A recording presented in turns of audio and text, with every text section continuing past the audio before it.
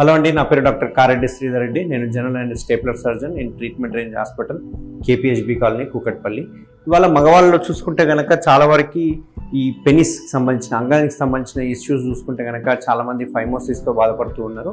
ఈ ఫైమోసిస్ అంటే ఏంది, ఫైమోసిస్కి ఎవరు బారిన పడతారు, ఈ ఫైమోసిస్ బారిన ఎవరు పడతారు, ఒక ఏజ్ వచ్చిన తర్వాత అంటే పెళ్ళి అయిన తర్వాత కూడా కావచ్చు ఇట్లాంటి ప్రాబ్లమ్స్ అన్ని స్టార్ట్ అవుతుంటాయి. పెళ్లి వరకు బాగానే ఉంటుంది, పెళ్ళి అయిన తర్వాత చర్మం అనేది హార్డ్ అయిపోవడము, చర్మం వెనక్కి రాకపోవడం, ఇట్లాంటివన్నీ జరుగుతుంటాయి. దీనికి ముఖ్య కారణం ఏంటి అని చూసుకుంటే కనుక డయాబెటీస్. ఈ డయాబెటీస్ ఉన్న వాళ్ళకి ఏమవుతుంది అంటే అంగం ముందరున్న చర్మం ఏదైతే ఉందో అది పాడైపోయి మొత్తం ఇచ్చుకపోయినట్టుగా అంటే క్రాక్స్ వచ్చినట్టుగా అయిపోయి అది మొత్తం హార్డ్ అయిపోవడము, వెనక్కి రాకపోవడము, బలవంతంగా వెనక్కి చేస్తే విపరీతమైన నొప్పి, మంట రావడము అండ్ క్రాక్స్ ఫామ్ అయిపోయి అక్కడ నుంచి సెకండరీ ఇన్ఫెక్షన్స్ వెళ్ళిపోయి అక్కడంతా ఉబ్బిపోయినట్టుగా చర్మం అంతా దళసరిగా మందంగా తయారవుతుంది, షైనీగా తయారవుతుంది. కొన్నిసార్లు చూసుకుంటే కనుక లోపల నుంచి తెల్లటి జిగురు లాంటి పదార్థం కూడా బయటికి రావడం జరుగుతుంది. ఇవన్నీ చూసుకుంటే ఈ కండిషన్ని మనము బెలనైటిస్ అంటాం అన్నట్టు. అంటే ఈ బెలనైటిస్ అనేది ఓన్లీ చర్మానికి మాత్రమే వస్తుంది. అదే చర్మంతో పాటు ఇన్ఫెక్షన్ కనుక కింద అంగం భాగానికి కూడా అంటే మెయిన్ హెడ్ భాగానికి కూడా, దాన్నే మనం గ్లాండ్స్ అని అంటుంటాము, ఆ హెడ్కి కూడా ఇన్ఫెక్ట్ అయిపోయి ఆ హెడ్కు కూడా అటాచ్మెంట్ అయిపోవడము, చర్మం అనేది మెల్ల అతుక్కోవడం అనేది జరుగుతూ ఉంటుంది. దీన్ని మనము బెలనోపాస్టైటిస్ అంటుంటాం. అంటే ఈ బెలనైటిస్ కానీ బెలనోపాస్టైటిస్ కానీ ఇవన్నీ ఒక ఫైమోసిస్కి కారణాలు అన్నట్టు. సో బ్యాక్గ్రౌండ్గా చూసుకుంటే కనుక ఈ వ్యాధులు ఏవైతే ఉన్నాయో ఇది యాక్చువల్గా ఇన్ఫెక్షన్ కాదు, ఇది ఇన్ఫ్లమేషన్ అంటాం. అంటే అక్కడ ఉన్న చర్యల వలన, బాడీ రియాక్షన్స్ వలన మనకి ఇన్ఫ్లమేషన్ డెవలప్ అయిపోయి అక్కడంతా ఈ రకంగా తయారవుతుంది అన్నట్టు. సో ఈ ఇన్ఫ్లమేషన్ని మనం బెలనైటిస్, బెలనోపాస్టైటిస్ అంటుంటాం. ఈ బెలనైటిస్ కానీ బెలనోపాస్టైటిస్ వచ్చిన వాళ్ళందరికీ ఫైమోసిస్ అనే డిజీజ్తో బాధపడుతుంటారు. అసలు ఈ ఫైమోసిస్ అంటే ఏంటి అని చూసుకుంటే కనుక ఈ అంగం ముందరున్న చర్మం ఏదైతే ఉందో మనకు ఫ్రీగా మూవ్ అవుతూ ఉండాలి. ఈ పైన చర్మం ఏమో స్ట్రైట్గా ఉంటుంది, కింద చర్మం మాత్రం ఇక్కడ అటాచ్ అయ్యి ఉంటుంది అన్నమాట. సో ఈ చర్మం చూసుకుంటే కనుక ఇది చాలా ఎలాస్టిక్గా ఉంటుంది. ఎంత ఎలాస్టిక్ అంటే ఇలా లాగంగానే ఈ గ్లాండ్స్, దీన్నే మనం గ్లాండ్స్ అని పిలుస్తుంటాము, ఈ గ్లాండ్స్కి పైన చర్మం అనేది ఫ్రీగా మూవ్ అవుతూ ఉండాలి. మనం వెనక్కి అనగానే ఫ్రీగా మూవ్ అవుతూ ఇక్కడ వరకు రావాలి, అలా ఫ్రీగా మూవ్ అవ్వాలి. అలా ఫ్రీగా కొందరికి మూవ్ కాకుండా కొందరికి ఇక్కడ వరకే మూవ్ అవుతుంది, అంతకంటే ఎక్కువ బలవంతం చేస్తే కూడా పెయిన్ అనిపిస్తూ ఉంటుంది. కొందరికి ఇక్కడ వరకు ఫ్రీగా మూవ్ అవుతుంది, బట్ దీనికి వెనకాల బలవంతం చేస్తే కొంచెం నొప్పి అవుతుంటుంది. కొందరికి ఇక్కడ వరకు ఫ్రీగా మూవ్ అవుతుంది, ఈ ఏరియాలో కొంచెం బలంగా వెనక్కి అనాల్సి వస్తుంది, అంటే ఫోర్స్ఫుల్గా అనాల్సి వస్తుంది. సో కొందరికి ఫోర్స్ఫుల్గా అన్న తర్వాత కూడా చర్మం ఇక్కడికి వచ్చిన తర్వాత కూడా మళ్ళీ ముందరికి వెళ్ళదు, ఎందుకంటే ఇక్కడంతా ఒక గట్టిగా మెడకు తాడేసి కట్టినట్టు గట్టిగా అయిపోతూ ఉంది, మళ్ళీ ముందరికి అనుకోవడానికి రాదు.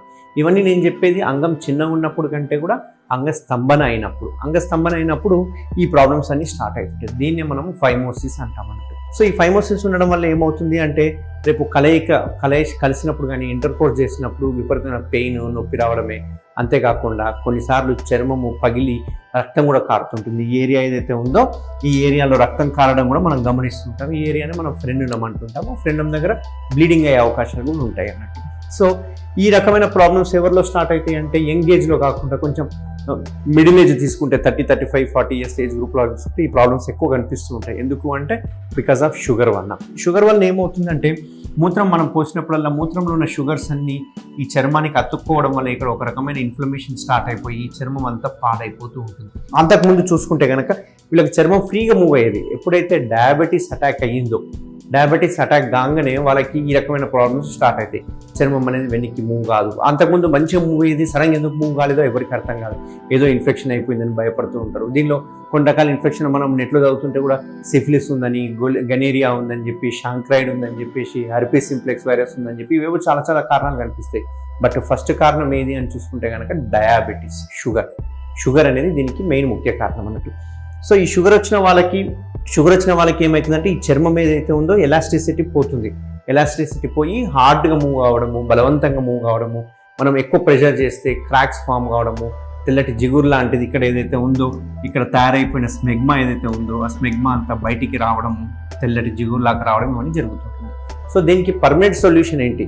టెంపరీ సొల్యూషన్ అంటే కొన్ని క్రీమ్స్, పౌడర్స్, కొన్ని టాబ్లెట్స్ వాడడం వల్ల టెంపరీ రిలీఫ్ అవుతుంది. బట్ షుగర్ ఉండడం వల్ల మళ్ళీ రీఅటాక్ అవుతుంది. సో బెలనైటిస్ కానీ బెలనోపాస్టైటిస్ కానీ ఇది ఒక recurrent and self limiting disease అన్నట్టు. అంటే అంతకదే మానిపోతుంది, కొన్ని రోజులు మనం చూస్తూ ఉండగానే అంతకు మానిపోతుంది, మళ్ళీ రికరెన్స్ వస్తుంది అన్నట్టు. సో ఇది self limiting and recurrent rates అనేది ఎక్కువ ఉంటుంది, రికరెన్స్ అనేది చాలా ఎక్కువ ఉంటుంది. సో దీనికి పర్మనెంట్ సొల్యూషన్ చూసుకుంటే కనుక మన TRH ట్రీట్మెంట్ రేంజ్ హాస్పిటల్లో చేసే ముఖ్యమైన సర్కంసిషన్ ఏదైతే సర్జరీ ఉందో ఇది మెయిన్ సర్జరీ. దీన్ని మనము KSR స్టేప్లర్ సర్కంసిషన్ అని చెప్పి అంటుంటాము. దీనిలో మనకు దొరికే స్టేప్లర్ బ్రాండ్ పేరే KSR అనే బ్రాండ్తో మనం చేస్తున్నాం. దీనిలో ప్రత్యేకతలు చూసుకుంటే కనుక దానిలో ఉన్న సిలికాన్ రింగ్ కావచ్చు, పిన్స్ కానీ, స్టెయిన్లెస్ స్టీల్ పిన్స్ ఉంటాయి. దీనివల్ల ఎటువంటి పెయిన్ కానీ, బ్లీడింగ్ కారణం కానీ, వాపు రావడం కానీ ఇట్లాంటివి ఏమి జరగవు. ఇది జస్ట్ ఒక 5 minutes ప్రొసీజరు. మొత్తం టోటల్గా ఎంతసేపు ఉండాలి హాస్పిటల్ అంటే ఒక 30 minutes వరకు హాస్పిటల్లో స్టే చేయాల్సి వస్తుంది. మనం మత్తు కూడా ఏదైతే ఉందో ఇక్కడే ఈ ప్లేస్లోనే మత్తు ఇవ్వడం జరుగుతుంది. ఆ మత్తు ఇవ్వడం వల్ల మనకు ఒక 1 hour ఆ అంగాన్ని నంబ్నెస్ అంటాం కదా, అంటే ముట్టుకున్న స్పర్శ అనేది తెలియకుండా ఉంటాయి. ఆ టైంలో మనం సర్జరీ చేయడం జరుగుతుంది. మనం ఏదైతే పాడైందో ఈ చర్మాన్ని ఈడి వరకు తీసేయడం జరుగుతుంది. ఈ తీసేసిన తర్వాత ఇవి ఎలాస్టిక్గా ఉంటుంది కాబట్టి మనకు పిన్స్ అనేవి ఇక్కడ కనిపిస్తుంటాయి, పిన్స్ అనేవి ఇక్కడ పడుతుంటాయి. సో ఈ అంగం ముందరున్న చర్మం ఏదైతే ఉందో దీన్ని గ్లాండ్స్ అంటాం కదా, ఈ గ్లాండ్స్ అనేది ఫ్రీ అవుతుంది. ఇంకా గ్లాండ్స్ మీద ఎటువంటి చర్మం ఉండదు. దీనివల్ల అడ్వాంటేజ్ ఏంటంటే వాష్ చేసుకోవాలన్న స్మెగ్మా అనేది ఫామ్ కాకుండా ఉంటుంది.